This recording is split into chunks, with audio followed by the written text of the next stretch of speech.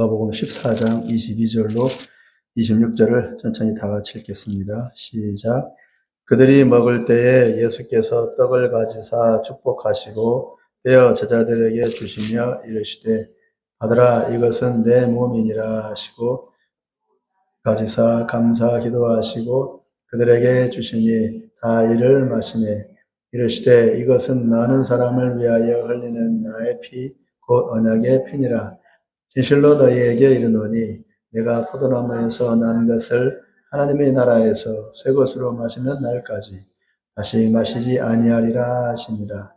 이에 그들이 찬미하고 감람산으로 가니라. 잠깐 기도하겠습니다.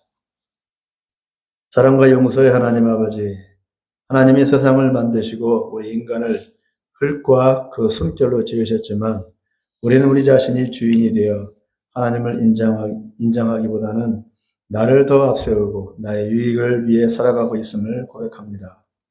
매 순간 하나님을 인정하고 그 앞에 살아가고 있는 우리 자신을 돌아보며 동행하는 믿음을 가져야 되는 줄로 믿습니다. 결국 우리가 하나님께 나아와 예배드리지만 여전히 우리는 믿음으로 살지 못하고 내 경험과 내 생각으로 살아가고 있음을 인정하지 아니할 수가 없습니다. 이 시간 우리를 위해 속죄의 양으로 오신 예수님과 제자들의 마지막 식사 시간을 잠시 살펴보면서 이것이 무엇을 의미하고 우리에게 어떤 결과를 초래했는지를 돌아보며 우리의 나약한 믿음을 더욱 굳세게 하고 무지한 우리의 어리석음을 벗고 더 깊은 지혜와 성숙함으로 나아가고자 하오니 걸어가신 성령님, 이 시간 가운데 말씀 가운데 역사하여 주시옵소서. 우리의 속죄 양이며 영원한 왕이신 예수님의 이름으로 기도합니다. 아멘. 오늘 본문은 예수님이 제자들과 함께 그냥 저녁 식사를 하는 모습이 아니라 유월절 절기를 지키는 모습입니다. 보통 우리가 마지막 만찬이라고 하잖아요. 레오나르도 다빈치가 그린 그림에서처럼 예수님이 이제 제자들과 함께 십자가 달려 돌아가시기 직전에 마지막에 식사를 하는가 보다라고 생각했는데 사실은 그것이 아니고 지금 유대 절기를 지키고 있는 거예요. 유대 절기에 유월절이 있거든요. 유월절 절기를 지켜서 예수님의 절기에 맞게 제자들과 함께 마지막 유월절 식사를 지금 하고 있는 겁니다. 그것뿐이에요. 마지막 식사가 아니라. 우리가 오해를 했던 것이죠. 그러니까 이스라엘의 절기는 7가지가 있어요. 있는데 그중 첫 번째가 바로 유월절입니다. 유월절에 맞게 지금 저녁 만찬을 하고 있는 겁니다. 이것이 매우 중요합니다. 예수님이 유대 절기에 맞춰서 이 식사를 하고 있다. 왜냐하면 예수님이 십자가가 달려 죽은 것도 바로 유월절 절기에 맞춰서 죽은 거기 때문에. 그 이후에 있는 오순절 성령의 마가다락방 성령 역사도 절기에 맞춰서 성령이 오신 것이고, 그럼 앞으로 예수님의 재림도 절기에 맞춰서 오신다. 그렇게 이해가 되는 것이죠. 그러니까 유대 절기의 7가지 절기는 구약으로 끝난 것이 아니고 마지막 날까지 그대로 이어진다는 겁니다. 그런 의미에서 오늘 말씀은 유월절 절기에 대해서입니다. 이스라엘의 유대인들은 1년 365일을 절기를 지키고 절기와 함께 종교생활과 일상생활을 하기 때문에 유대인들에게 있어서 절기는 아주 매우 중요합니다. 우리는 추석이나 설날을 그냥 명절이라 해서 하루 지키고 말잖아요. 그런데 이스라엘은 그렇지 않고 절기대로 365일을 살아요. 평생을 그렇게 살아요. 이거 틀리죠? 그리고 이 절기는 하나님의 이스라엘에게 지키라고 주신 명령이기 때문에 반드시 지켜야 하는 겁니다. 결국 예수님은 이 절기를 따라서 오신 것이고 이 절기에 맞춰서 자신의 사역을 진행하셨고 그 절기를 본인도 지켰고 그 절기를 성취하기 위해서 이 땅에 오신 것뿐입니다. 그러므로 예수님을 제대로 알기 위해서는 유대 절기를 알아야 하고 그에게 나오는 유대 절기에 이미 예수님의 초림과 그리고 재림과 고난과 죽음과 부활이 모두 함축되어 있기 때문에 유대 절기를 반드시 우리는 알아야 합니다. 지금 시대의 교회는 유대 절기는 다 갖다 버렸어요. 언제? 로마 교회 때. 초대교회는 지켰어요. 초대교회 바울, 베드로, 요한은 지켰어요. 사도들은 지켰어요. 유대 절기를. 근데 그것이 로마 시대로 넘어와서 국교화되면서 유대 절기는 다 안 지켰어요. 그리고 다시 교회 절기를 지키게 됐어요. 그때부터. 유대 절기와 교회 절기는 완전히 달라요. 그래서 지금 시대의 교회는 유대 절기는 갖다 버리고 족보도 없고 근본도 없는 교회 절기를 전통적으로 지키고 있는데, 사실은 이 교회 절기는 카톨릭 천주교에서 로마 시대부터 계속 지켜오던 것을 그대로 답습해서 교회 전통으로 지키고 있는 것일 뿐입니다. 종교 개혁 때 이 카톨릭의 이 교회력 전통을 끊지를 못했어요. 그대로 이어받았어요. 종교 개혁 때. 그래서 우리 개신교도 카톨릭과 똑같이 더 지키고 있는 겁니다. 성탄절, 추수감사절, 부활절이 교회 절기에서 가장 중요한 것들인데 성경에는 이 절기가 없어요. 예수님의 죽음을 기념하여, 성탄절은 예수님의 죽음을 기념하여서 성찬식을 하라고 했지, 성탄절을 지키라고 했지, 예수님의 탄생을 기념하라고 한 적은 성경이 없어요. 성탄절은 예수님의 탄생을 기념하는 날이잖아요. 석가탄신일처럼. 성경에는 예수님의 탄생을 기념하라는 것을 준 것이 아니고 성찬식, 예수님의 죽음을 기념하라는 말은 있어요. 추수감사절은 미국에서 건너, 우리가 10월 셋째 주인가요? 추수감사절은 미국에서 건너온 절기입니다. 그렇지, 성경에는 추수감사절이 없어요. 대신 맥주감사절이 있습니다. 맥주 절기가 있죠. 부활절은 예수님의 부활을 기념하는 날이고 절기이기는 하지만, 문제는 부활절을 기념하고 기뻐하고 의미를 부여하는 것으로 끝날 뿐, 부활 신앙으로 삶을 살고 사명을 감당하는 단계로까지는 나아가지 못하고 있습니다. 우리가 부활절을 지키는 것이, 부활절 한 날을 정해놓고 그냥 기념식하고 끝나버려요. 부활절 예배를 드리고 끝나버려요. 사실은 초대교회는 그렇지 않았어요. 부활절 절기를 지키지 않았어요. 초대교회 베드로도 바울도 요한도. 대신 부활 신앙으로 살아갔어요. 부활절을 따로 지킨 것이 아니라 일상 생활이 부활절기였어요.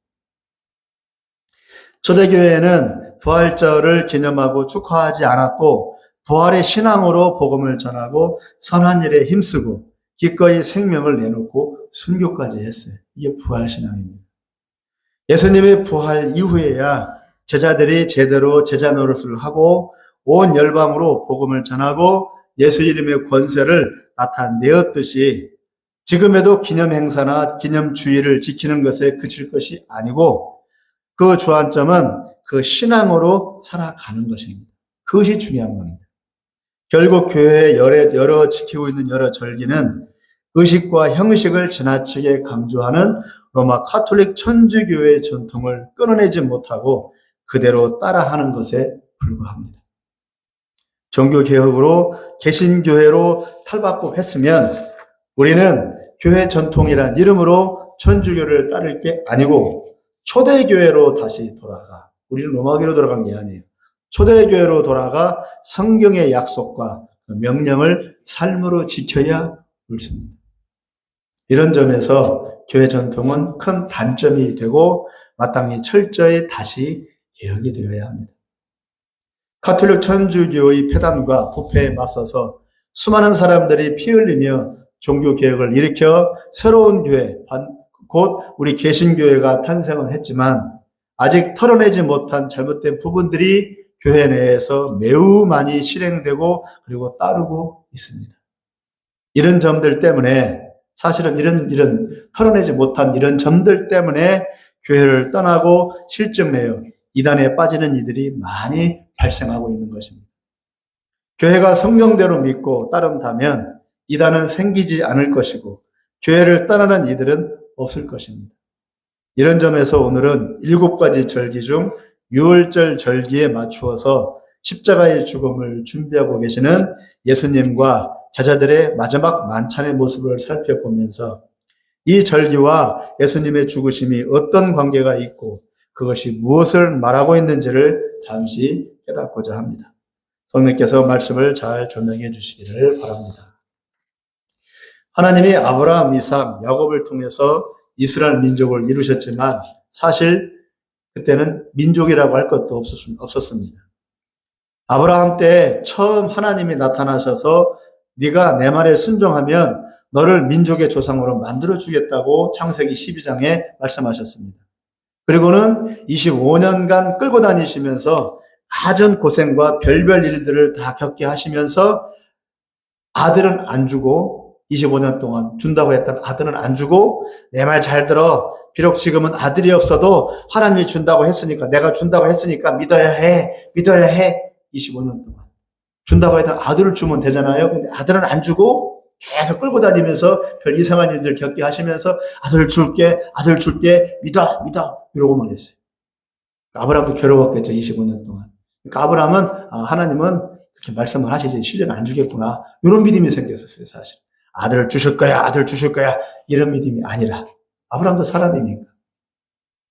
하면서 믿는 훈련을 시켜서 기어이 믿음을 키운 다음에 아들을 주시고, 그리고 아들이 소년으로 자랐을 때, 한 17살쯤 되었을 때, 다시 그 아들을 하나님께 바칠 수 있을 만큼 아브라함에게 강한 믿음을 아브라함에게 심으셨습니다. 그러므로 아들을 주고 민족을 이루겠다는 말은 믿기였고, 오히려 아브라함이 하나님의 말씀과 약속을 어떤 상황에서도, 아들이 없는 상황에서도, 또 어렵게 얻은 아들을 죽여야만 하는 상황에서도 그래도 하나님을 잘 믿고 하나님 말씀을 따르는 그런 믿음을 키우는 게 목적이었다는 것입니다. 믿음. 아들이 아니라 믿음. 그렇게 낳은 아들 이삭을 거쳐 다시 손자인 야곱 때까지 그 혈통이 이어지고 야곱 때에 와서는 12명의 아들을 두었습니다. 10이남 1녀. 딸 디나와 12명의 아들. 야곱은 그렇게 13남매를 뒀어요. 그러나 그들이 기근을 피해서 이집트로, 애굽으로 들어갈 때에는 몇 명이었느냐? 70명이었어요. 아브라함 때 큰 민족을 이루겠다고 약속을 했는데 손자 때, 증손자 때죠. 12명의 아들 낳았으니까. 중손자 때까지 몇 명이었느냐? 700명, 7,000명, 7만 명이 돼야 되는데 사실은 70명이 불과했어요.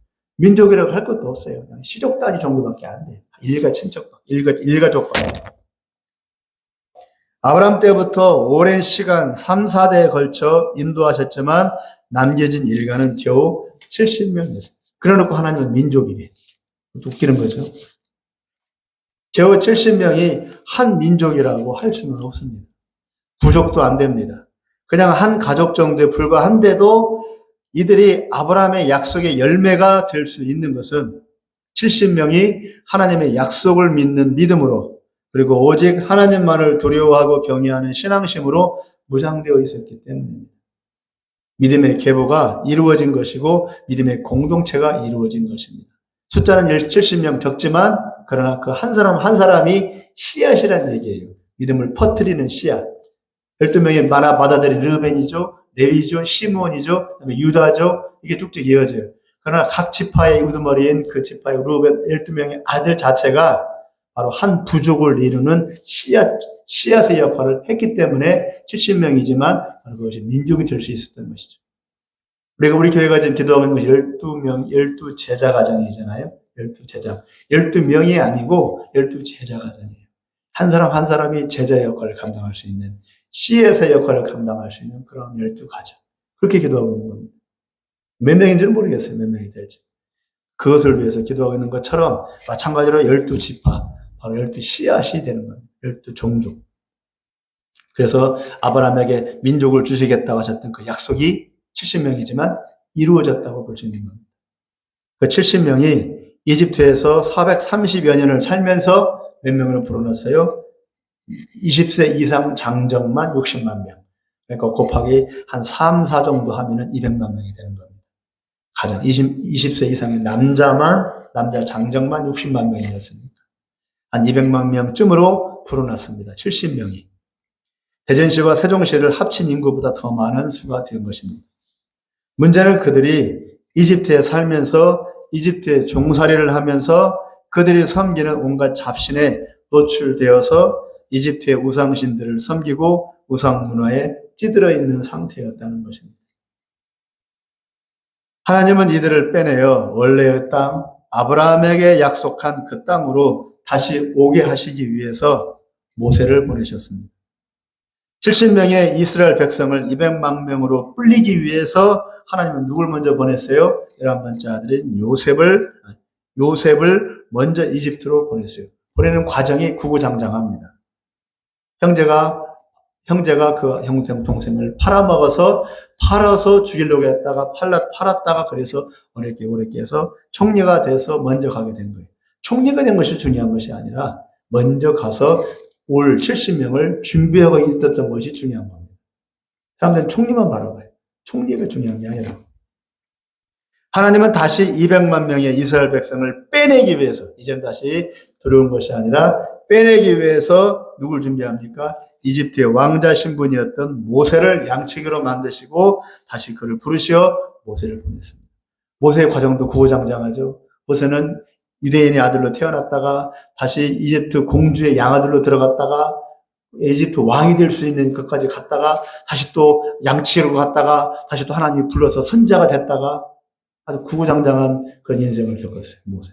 그런 사람을 또 하나님께서 빼내서 훈련시킨 다음에 보낸 겁니다. 우연한 일들이 아니라 철저히 하나님의 계획과 목적을 위해서 그렇게 이루어진 일들이라는 것입니다. 왕자였다가 양치기로 전락한 모세를 다시 하나님의 종으로 삼으셔서 이집트로 보내어 430년간 이집트 백성으로 살아온 이스라엘 200만 명을 빼내오는 것은 하늘에서 별을 따는 것만큼이나 어려운 일이었어요. 왜냐하면 먼저는 이집트 왕이 이유 없이 그들을 보내줄 리가 없습니다. 유대인들은 이집트의 종들이었습니다. 온갖 심부름, 잔일, 더러운 일, 온갖 허접한 일을 이스라엘 사람들이 다 처리했는데 이 좋은 일꾼들을 왜 보내주겠습니까? 이유도 없이. 억만금을 주어도 이런 일꾼들을 구할 수는 없을 겁니다. 그것도 200만 명이나. 둘째는 이스라엘 백성들 본인들이 문제였습니다. 비록 종살이였지만 이집트는 세계 최고의 대제국입니다. 그 당시에. 지금의 미국과 같습니다. 한국에 난다 긴다 하는 사람들이, 좋은 대학 나온 사람들이 미국 이민 가서 하는 일은 세탁소나 슈퍼마켓입니다. 그거라도 하면서 또 청소부 일도 합니다. 우리 목사님은 지금 가서, 친구 목사님은 연대까지 나와가지고 목사님들도 불고 가서 청소일을 하고 있습니다. 못 사는 나라에서 잘 사는 것보다 잘 사는 나라에서 조금 고생하는 게 낫다고 생각해서 아메리칸 드림을 갖고 많은 이들이 이민 갔습니다. 하물며 지금 이스라엘 사람들은 조상 대대로 430년간을 세계 최고의 나라의 시민권자로 살고 있는데 굳이 이것을 마다하고 버릴 이유가 없는 겁니다. 뚜렷한 이유와 목적이 분명해야 떠날 수가 있을 텐데 어느 날 모세가 나타나서 하는 말이 하나님이 떠나래 한마디 했습니다. 그들은 여호와 하나님을 잊어버린 지 오래입니다. 알아도 이집트 여러 잡신들에 찌들어서 굳이 여호와 하나님, 자기들 조상의 하나님을 찾을 이유가 없는데 그 신이 자기들 보고 이 빛나고 화려하고 잘 사는 이집트를 무작정 떠나서 아무것도 없는 저 가나안 땅, 그리고 싸나운 가나안 족속들이 우글거리는 그 깡촌으로 비집고 들어가서 그 땅에 정착하며 예배하고 다시 또 그들을 내쫓으라고 하니 이게 말이 됩니까? 말도 안 되는 것이죠. 무슨 수로 이 많은 이스라엘 사람들을 설득을 하겠습니까? 또 바로왕을 어떻게 설득을 하겠습니까? 모세는 양치기로 40년을 살았어요. 양들과 살았어요. 김명사 어머니. 그러면 모세가 양들과 얘기를 나눴겠습니까? 김명사 어머니? 양들과 얘기를 나눴겠어요? 매일 음미하는 소리만 들었겠죠. 양치기 하면서. 그럼 모세도 말을 안 했겠지. 40년간 말 안 하고 집에 들어와 잠깐 말하고 또 새벽같이 나갔다 밤늦게 들어 이런 생활을 40년. 모세도 말이 없어 이제. 말하는 것도 잊어버렸어. 근데 가서 바로왕한테 이스라엘 사람들한테 말을 해야 돼. 말장사야 말장사. 어떻게 끄집어내냐고. 불가능한 일이죠. 무슨 수로 세계 최고의 제국의 왕인 바로로 하여금 이스라엘 백성을 내보내게 하겠습니까? 모세 한 사람으로서는 도저히 할 수 없는 불가능한 일을 하나님은 하라고 지금 모세를 떠밀고 있는 겁니다. 기가 찰 일이죠. 보낼 사람을 보내라고요, 차라리. 나를 보내냐고. 양치기 생활, 목동 생활 40년을 했는데 다 잊어버렸다고. 이제 말할 줄도 모른다고. 40년 나이가 80이야. 내가 뭘 할 줄 안다고. 그래서 하나님은 못 간다고 버티는 모세에게 하나님이 함께 하시며 기적과 능력을 일으키게 해주겠다고 약속을 했어요. 그래서 지팡이를 쥐어줬어요. 네가 못하겠으니 내가 기적과 능력을 일으켜 줄게 하고 약속하신 겁니다. 그래서 모세는 할 수 없이 두말 않고 지팡이 하나 들고 빈손으로 대신 형과 누이 동생 두 사람을 대동하고 이집트 왕 앞으로 무작정 찾아간 것입니다. 이걸 모세를 히브리서에서는 모세의 믿음이라고 표현을 합니다. 처음 모세의 말에 이집트 왕 바로는 코웃음을 쳤지만 한 번, 두 번, 세 번, 그리고 10번에 이르는 기가 막힌 일들 앞에서 바로 왕은 놀라 자빠졌고 이러다가는 내가 나라가 망하겠다고 두려워하며 결국 200만 명의 이집트 종들, 고급 인력들을 순순히 내보내 주었습니다. 난데없이 온 강물이 피바다가 되고 온 사방에 이가 바글바글 되고 개구리 떼가 집집마다 바글바글 되고 전염병이 생기고 메뚜기 떼가 농작물을 다 망쳐놓기도 하고 하다 마지막에는 사람 짐승할 것 없이 처음 난 것은 모두 이유 없이 죽어나갔습니다. 이집트 왕도 맏자식을 잃었습니다. 집에서 키우는 개나 소의 첫 새끼도 모두 죽어버렸습니다. 온 이집트 집집마다 초상이 났고 울음바다가 되었습니다. 그런데 이스라엘 사람들 집에는 아무 일이 일어나지 않았습니다. 왜냐하면 하나님의 말씀을 따랐기 때문입니다. 하나님이 집 문설주에마다 양의 피를 바르라고 했습니다. 양을 잡아서 바른 집집마다 문설주에 바르라고 양을 잡아서 피를 집집마다 문설주에 바르라고 하니까 모두 발랐습니다. 그래서 이스라엘은 백성들 아무도 죽지 않았습니다. 잘 들어보십시오. 양의 피를 문설주에 발라서 죽지 않은 것이 아니고 그 피를 바르라고 하는 하나님의 말씀에 순종했기 때문에 죽지 않은 겁니다. 틀려요. 말이 아다르고 어달라요. 양의 피를 발라서가 아니라 양의 피를 바르라고 한 하나님의 말씀에 순종했기 때문에 죽지 않은 겁니다. 우리가 예수님의 십자가를 죽으심을 믿어서 구원받는 게 아닙니다. 예수님의 십자가를 믿어서 구원받는 게 아니라 예수님의 십자가를 믿으면 살려주겠다고 한 하나님 말씀에 순종을 해서 우리가 구원받는 겁니다. 이것이 매우 중요합니다. 부족이 아니에요, 십자가는. 이 십자가는 부족이 아니라 누구처럼 영에다 갖다 대면은 귀신이 쫓거나 그게 아니라 하나님의 말씀에 순종했기 때문에 중요한 것은 하나님이죠. 하나님의 말씀이 중요한 것이죠.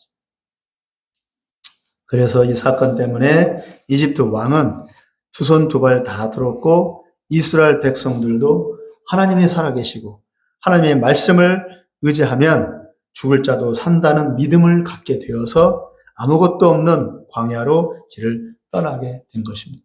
예수님이 왜 오셨습니까? 하나님 잘 믿게 하려고. 십자가 왜 달려 죽었습니까? 하나님 잘 믿게 하려고. 예수님 왜 부활했습니까? 하나님 잘 믿게 하려고. 모세가 한 일도 아니고 본인들이 자원해서 한 일도 아니고 처음부터 끝까지 하나님의 뜻에 의해서 하나님의 방법에 의해서 하나님의 목적이 이루어진 것입니다. 이 놀라운 사건 속에서 유월절 절기가 생겨났습니다. 유월이라는 말은 뛰어넘는다는 뜻입니다. 유월, 뛰어넘는다. 즉 피가 발라진 집은 죽음의 천사가 건너뛰어 살게 된다는 의미로 유월절 절기가 생겨났습니다. 이 유월절에 하나님은 이스라엘이 양을 잡아 피를 바르고 그 고기는 구워 먹고 빵은 누룩이 없는 생빵, 맛없는 생빵을 급히 떠나는 옷차림으로 퍼질러 앉지 말고 쪼그리고 앉아서 급히 떠날 준비로 그렇게 불편한 자세로 무교병 빵을 먹고 구워 먹으라고 이렇게 지시했습니다. 그리고 얼른 떠나라고 했습니다. 이 자세. 빵을 퍼질러 앉아서 편하게 밥을 먹어야 되잖아요. 그런데 성경에는 그렇게 앉지 말래요. 쪼그려 앉아서 불편하게 빨리 먹고 떠날 준비해. 떠나기 직전. 그렇게 먹으래요. 뭘 말하는 겁니까?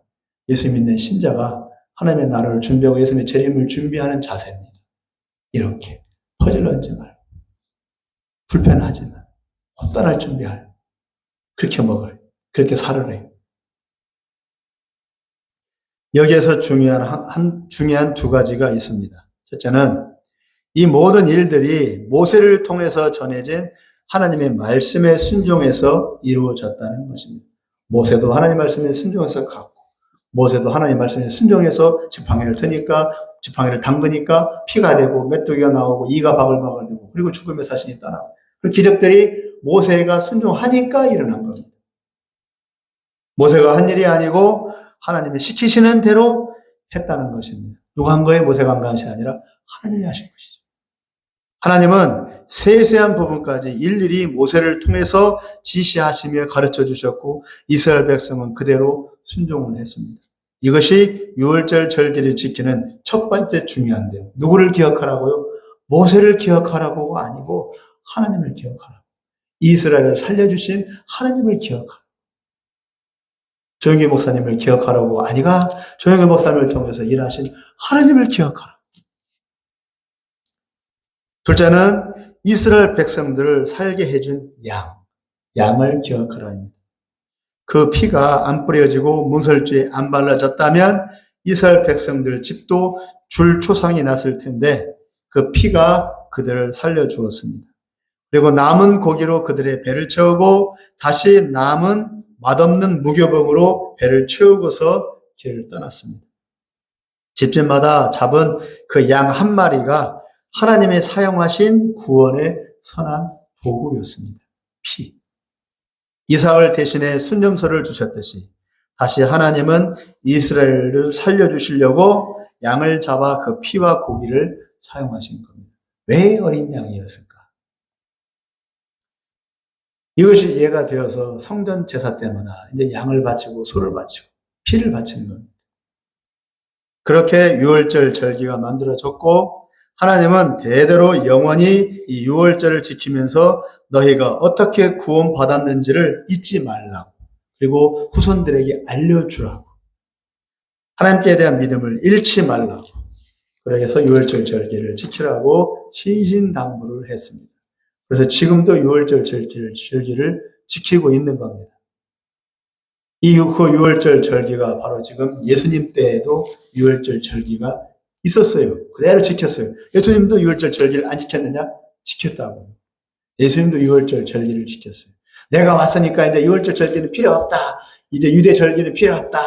라가 아니고 예수님도 유월절 절기를 지키고 유월절 절기에 맞춰서 그 시간에 맞춰서 날짜에 맞춰서 자기가 만찬 먹고 십자가 달리고 성령이 오시고 이 모든 일들이 절기에 맞춰서 그대로 다 이루어졌다는 거.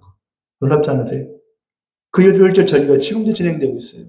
지금 유월절 절기 5784년입니다. 5784. 유대력으로. 지금 2023년이잖아요. 석유력으로는 2023년. 로마력입니다. 로마 시대. 로마력으로는. 그러나 유대력으로는 5784. 이것이 진짜라는 얘기예요. 예수님은 자신의 공생애를 마치고 이제 십자가에 달려 죽으시기 직전에 제자들과 함께 마지막 만찬 식사를 하시는데 그것이 바로 유월절 절기 만찬이었다는 겁니다. 그러면서 22절에 제자들에게 무교병 떡을 주시며 말씀하시기를 이것은 내 몸이니라고 하십니다.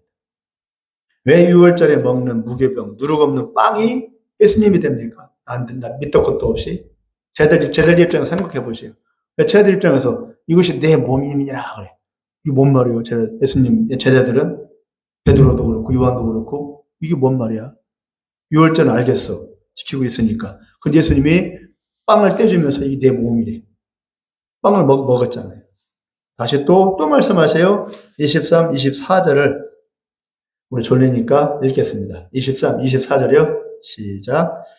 또 잔을 가지사 감사하기도 하시고 그들에게 주시니 다 이를 마시매 23, 24절이요. 24절 시작. 이르시되 이것은 많은 사람을 위하여 흘리는 나의 피, 곧 언약의 피. 뭐라고 말해? 내 피래요. 포도주를 주면서 내 피다.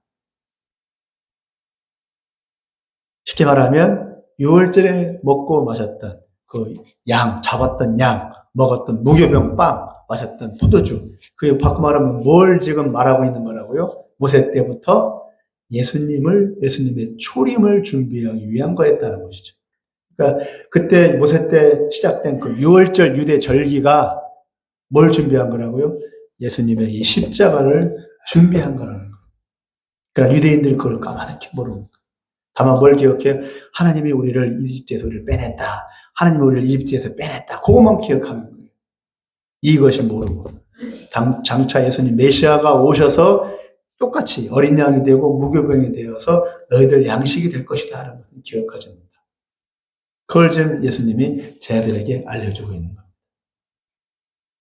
포도주를 주시며 받아 마시라고 하시면서 이것은 나의 피, 언약의 피니라고 하십니다. 왜 6월절에 마시는 포도주가 또 예수님 피가 됩니까? 예수님이 죽으면서 헛소리 할 리가 없고 이 말이 전혀 제자들에게 위로도 되지 않죠. 예수님 그럼 예수님 죽는 거네. 제자들 입장에서는 두려운 말이 되는 거죠. 전혀 위로가 안 되는 말인데 예수님이 이 말을 하고 있는 겁니다. 제자들한테. 왜 이런 심각한 말을 하고 있을까요? 네, 사실이니까. 결국 예수님이 십자가 달려 죽으시는 것은 이스라엘 백성이 이집트를 떠나 광야로 들어가기 위해서 필요했던 그 양의 피와 무교병을 완성하기 위해서라는 겁니다. 그래서 나의 피라고 하면서 언약의 피, 약속의 피라고 하신 것입니다. 이집트에서 탈출해 가나안 땅으로 들어갔지만 이스라엘은 하나님을 경외하지 않았고 그곳에서 오래 살면서 신앙을 다 잃어버렸습니다. 그리고 아브라함과 맺은 이스라엘의 본분에 대한 약속을 지키지 못해 지금 예수님 당시의 유대인들은 로마의 피식민지 상태로 전락해 버렸습니다. 하나님은 이스라엘이 하나님을 경외하고 그 신앙을 온 세상에 퍼뜨려서 온 세상 사람들이 하나님을 알고 하나님을 경외하게 하기를 원했지만 이것이 이스라엘 세운 목적이었어요. 그런데 이스라엘은 그 임무를 다하지도 못했어요. 자기들 신앙도 지키지 못했어요. 그래서 예수님은 자신이 직접 이스라엘이 되어서 오셨고 이스라엘로서 자기 몸을 양이 되어 십자가에 매달리기 위해 오신 것입니다. 이스라엘에 못했기 때문에 예수님은 이스라엘 대신에 예수님이 오셔서 자기 몸을 잘라서 피가 되고 살이 되어서 구원의 길을 여신 것입니다. 예수님은 양이 되어 제물이 되어 십자가에 죽으셔서 이스라엘이 못다한 사명과 하나님의 약속을 이루셨고 다시 그 이스라엘을 넘어 온 이방인들에게 온 열방에 하나님의 구원을 여는 역할을 십자가를 통해서 수행하셨습니다.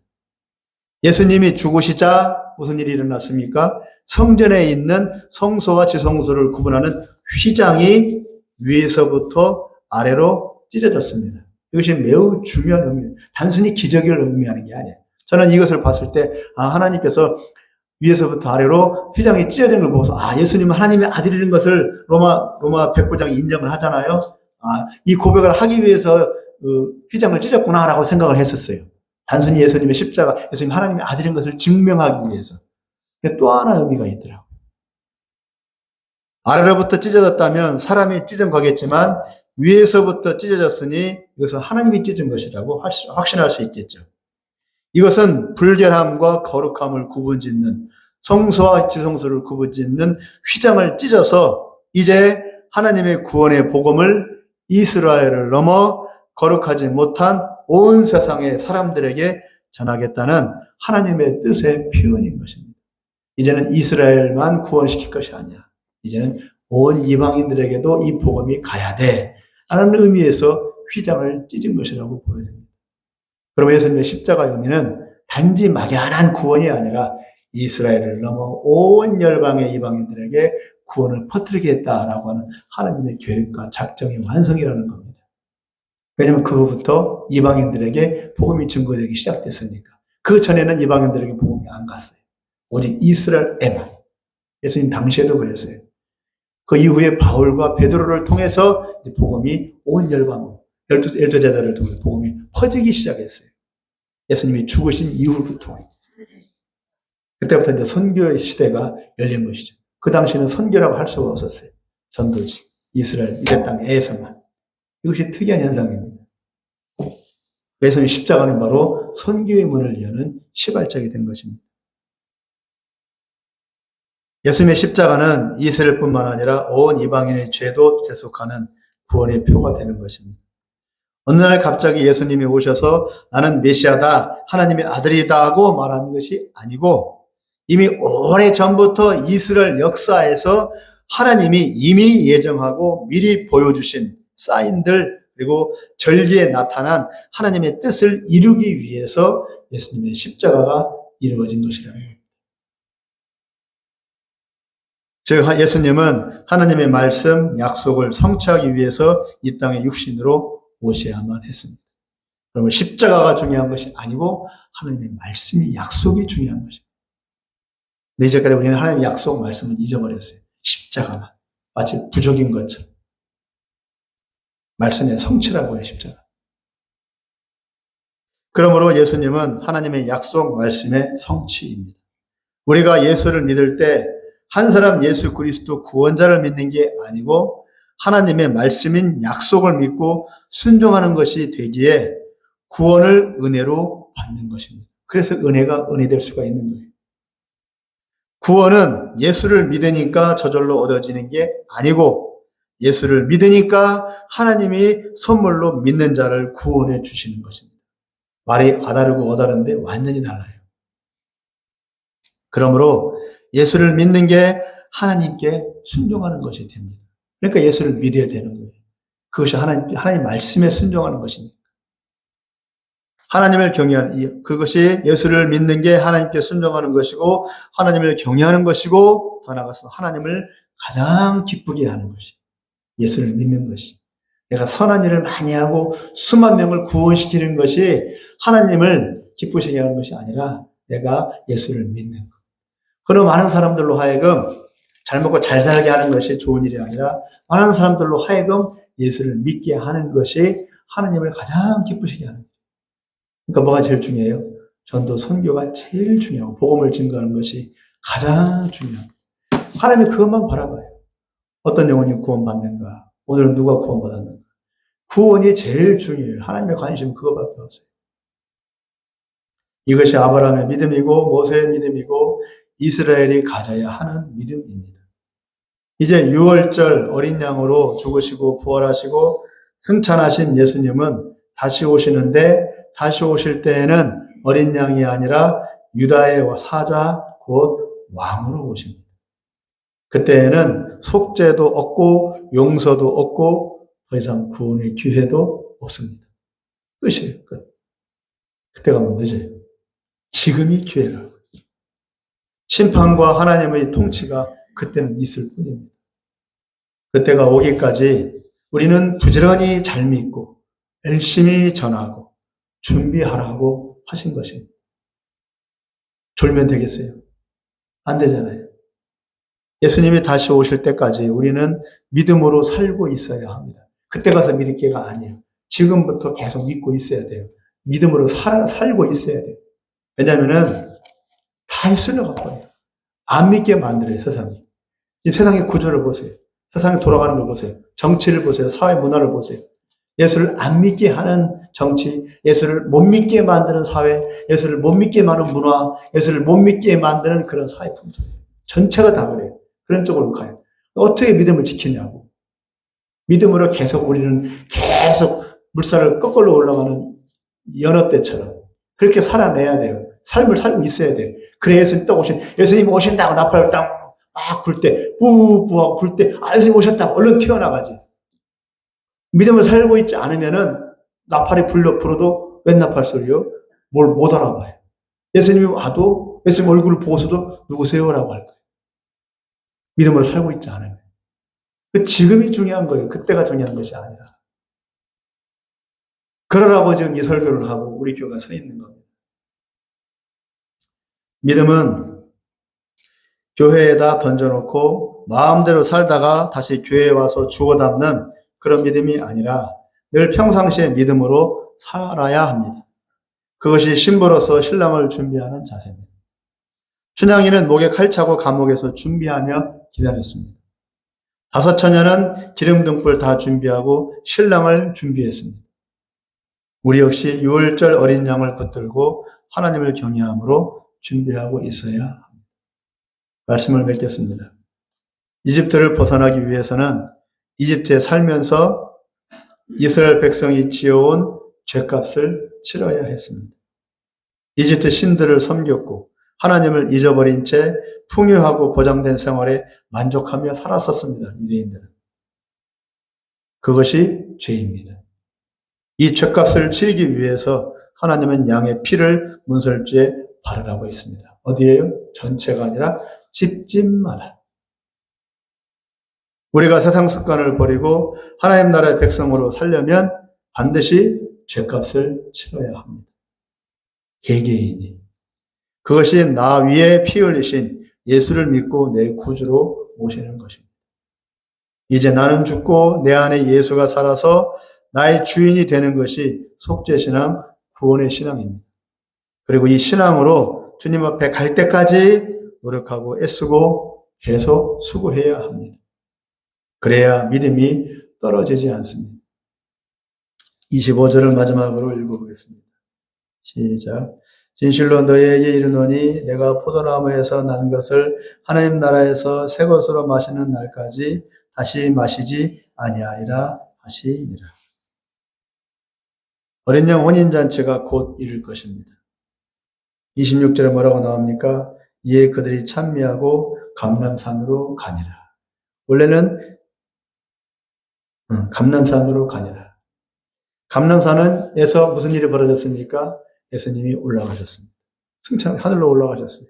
하나님 옆에 앉아 계시. 그리고 어디로 온다고 되어 있어요? 다시 올라간 그대로 이 감람산으로 오신답니다. 이쪽을 보세요. 이쪽을 보세요. 저 그림을 보세요. 여기 저 그림이 보이죠? 저기 예루살렘 성전이 있던 자리예요. 저 붉은 금색 지붕이 되어 있는 것이 예루살렘 성전이 아니라 저것은 이슬람 사원이에요. 모스크예요. 사원인데 그 자리에 성전이 있었어요. 마지막 날에 요한계시록 나와요. 저 자리에 다시 제 세 번째 성전이 세워진대요. 그 앞에 뭐가 쭉 있죠? 저게 다 묘지예요. 다 묘예요, 묘. 그리고 이 사진을 찍은 이 자리가 그 자리가 바로 감람산이에요. 성전, 무덤, 감람산. 이 감람산으로 온대요. 그래서 유대인들은 감람산으로 메시아가 온다는 예언이 있어요. 성경에. 그래서 저 무덤을 감람산 바로 밑에 자락에 세운 거예요. 왜? 그날 다 부활하려고. 그러니까 저희가 제일 비싼 땅이에요. 땅이 지금 없어요. 없는 정도. 예수님 어디로 오신다고요? 이 사진을 찍은 무덤 앞에 있는 감람산, 올리브산으로 오신다. 분명히 돼 있어요. 올라간 그대로 오시라. 감람산에 지금 기도의 집도 있고 많은 지금 기도하시는 분들이 감람산에다가에서 지금 기도를 하고 있어요. 예수 믿는 사람들. 그래서 감람산으로 가신 겁니다. 어린 양 혼인잔치가 곧 이룰 것입니다. 예수님 다시 오시고 수많은 구원의 백성들이 예수님과 함께 만찬을 나눌 그날이 다가오고 있습니다. 마지막 혼인잔치. 오직 믿음으로 준비하시고 인내와 순종으로 그날을 고대하시기 바랍니다. 퍼질러 앉으면 안 돼요. 편안히 앉으면 안 돼요. 믿는 사람들은 편안하고 싶죠. 그러나 편안할 수가 없어요. 계속 인내하고 순종하고 불편하게 쪼그려 얼마 다리가 아파요. 쪼그려 불편해도 예수님 오시는 그날까지 그렇게 살다가 가야 합니다.